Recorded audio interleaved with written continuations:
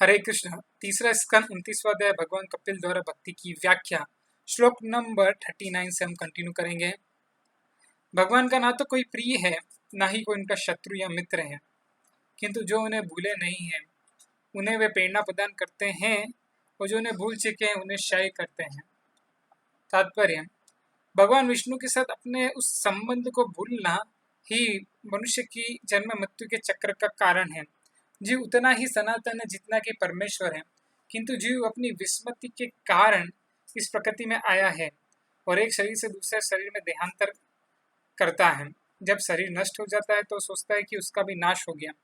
वास्तव में भगवान विष्णु के साथ अपने संबंध की यह विस्मृति उसके विनाश का कारण है। जो व्यक्ति मूल संबंध में स्मृति सजग रखता है वह भगवान से प्रेरणा प्राप्त करता है, किंतु इसका यह अर्थ नहीं कि भगवान किसी का शत्रु है और किसी का मित्र है।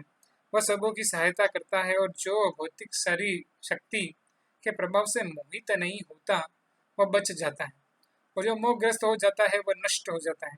इसलिए कहा गया है, हरि बिना न मृति तरंती। परमेश्वर की सहायता के बिना कोई जन्म मृत्यु के चक्र से बच नहीं सकता।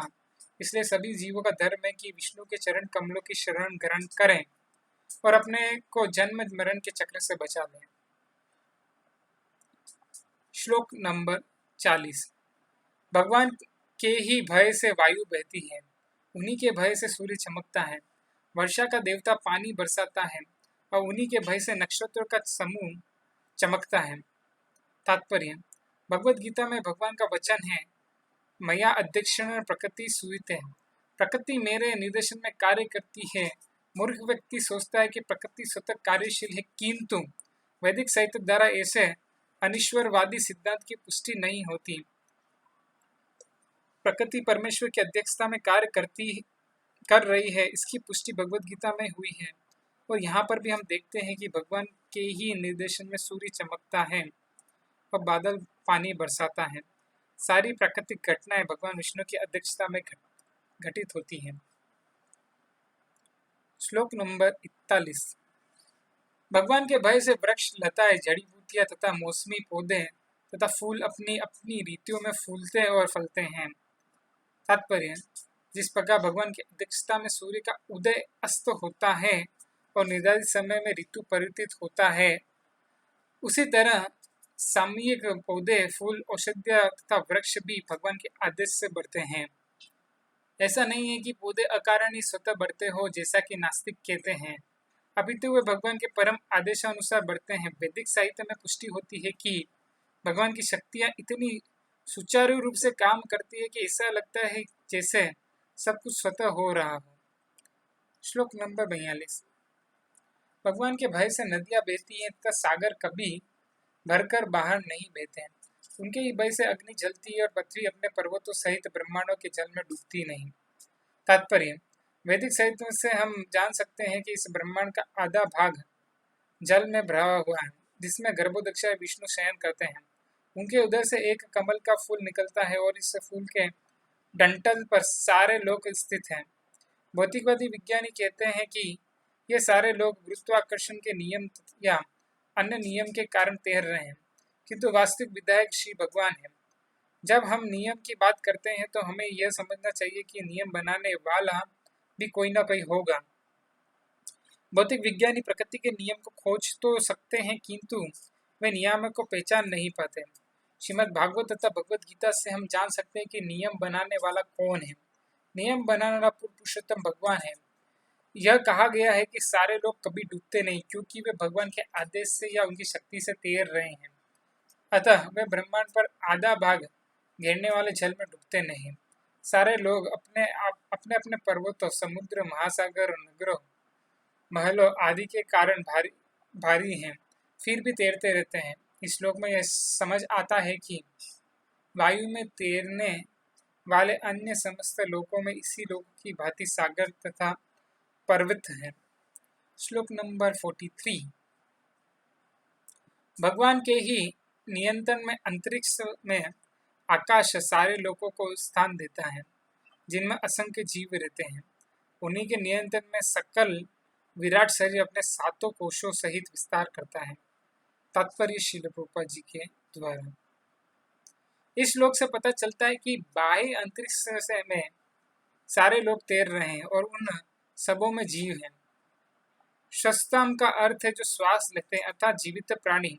इन सबको धारण करने के लिए असंख्य लोग हैं। प्रत्येक लोक में अगणित जीव हैं और भगवान के परम आदेश से आकाश में आवश्यक अंतरिक्ष है। यहाँ पर भी कहा गया है कि संपूर्ण विराट शरीर विस्तार कर रहा है।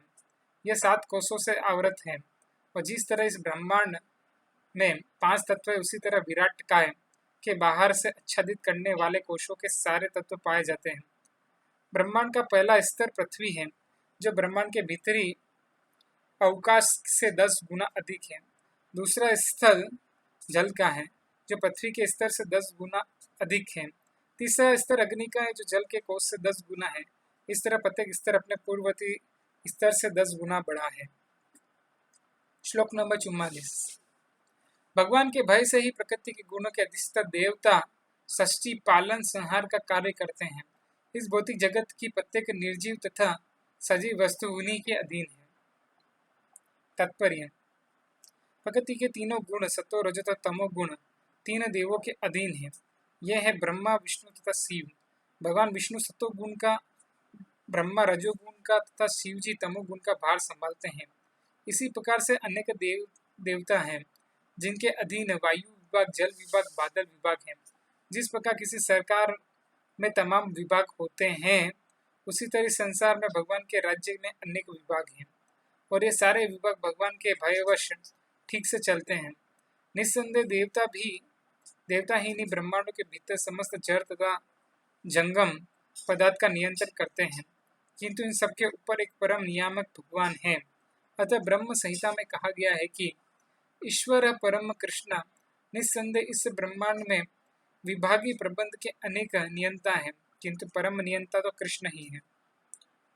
प्रलय भी 2 प्रकार का होता है।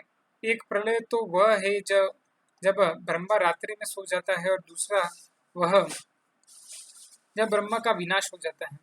जब तक ब्रह्मा मर नहीं जाते हैं, तब तक सृष्टि पालन तथा संहार का काम विभिन्न देवताओं द्वारा परमेश्वर की अध्यक्षता में चलता रहता है। श्लोक नंबर 45। शाश्वत कालखंड का न आदि है न अंत, इस पर पात की संसार की सृष्टा भगवान का प्रतिनिधित्व है।